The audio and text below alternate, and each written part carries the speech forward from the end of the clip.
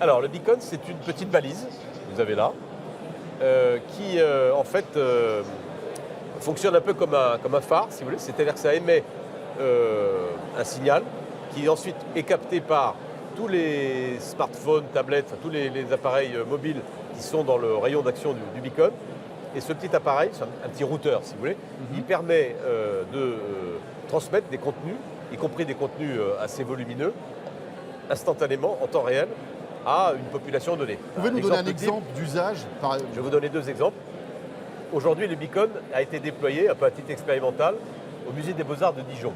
Quand vous allez au Musée des Beaux-Arts de Dijon, vous avez ça qui est quelque part près d'un certain nombre d'œuvres, enfin d'objets importants. Par exemple, vous savez, il y a un tombeau extraordinaire au musée avec les pénitents qui sont à la base du tombeau et qui est peut-être la plus belle sculpture médiévale aujourd'hui qui existe.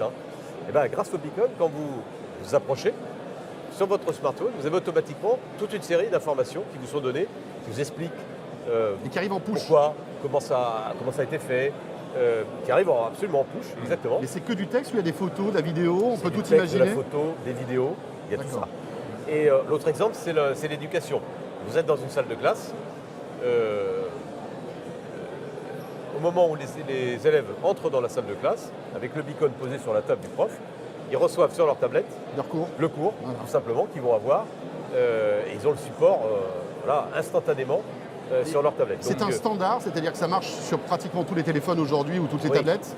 Ça marche sur tous les téléphones et tablettes. Tablettes, il n'y en a pas énormément, mais oui, ça marche sur tous les environnements. Même chez Apple, absolument. Très bien, parfait. Et alors ça, pourquoi simplement parce que ça fonctionne sur un Bluetooth, Low Energy, qui consomme très peu. Et donc c'est en fait via la technologie Bluetooth. Et j'ai pas de tête d'appli à télécharger. Non, mais vous pouvez commander votre beacon à partir de votre smartphone.